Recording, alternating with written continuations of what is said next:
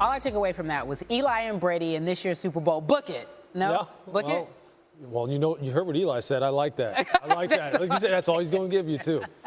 We're going to talk more about Eli, welcoming in Louis Riddick, who knows all things, gives me a little more than Eli. So despite, all of his weapons, he had a pretty up and down year. I think most people would describe him that. As that type of quarterback. Sure. I don't know. You know what? Let me start. Is he an elite quarterback to you? I always struggle with that word, Carrie, only because, for every team, kind of elite is a little bit different. To me, elite is this. Are you doing more things to help your team win than you are causing them to lose games, all right? He's not the kind of guy who naturally is as gifted as Aaron Rodgers, for instance, right? But he is a guy who has played his best at big moments and has won Super Bowls. So when we want to, we define elite as people who have rings, right? So put him in that category, I guess. But you know what? If you break down his game. Why do we struggle with that, though, with him in particular? I think, one, because of his brother, because we look at Peyton as being the guy who for so long was the standard. And we know Eli's just not as good as him. But the fact of the matter is he's won championships, and we constantly throw that out there to define quarterback greatness. So with Eli, it's one of those debates that's just going to go on forever. All right, and that's because he does have these up and down seasons. He wins in big moments. So how much pressure is on him this season?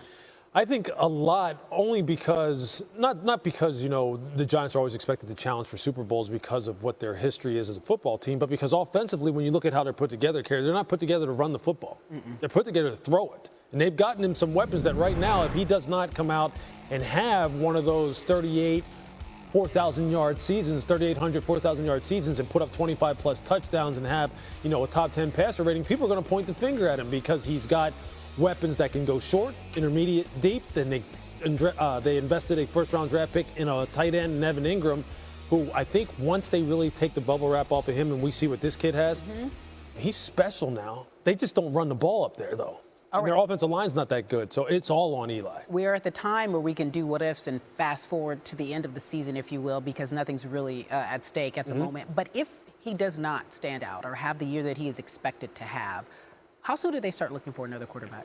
Well, I think once you get on the north side of 35, everything to me is year to year with quarterbacks at that point. Most positions you'd be out of league, obviously, at this point in time. But I think right now there has to be some thought about what is the succession plan. Who is the next guy to come in here and hopefully be a 10, 12, 15-year franchise quarterback? Because there's no guarantees right now. The wall can come very quickly. I've seen it happen in my front office career and in my playing career. One year, a guy looks great. He comes into camp. The next year, you think he's done all the things to get himself ready, and the ball doesn't have the same velocity. Maybe his mind isn't as sharp as it was. His attention to detail is not as sharp. And I'm not saying that Eli's suffering from any of those things, but they usually catch us when we least expect them. So you have to be planning for it. You cannot have the cupboard be totally bare behind him, especially for any football team, let alone the New York Giants, who have won championships. All right, so help me and give me a moment here as you know where I'm going. We talked about Eli's brother, Peyton. He had to leave a team because they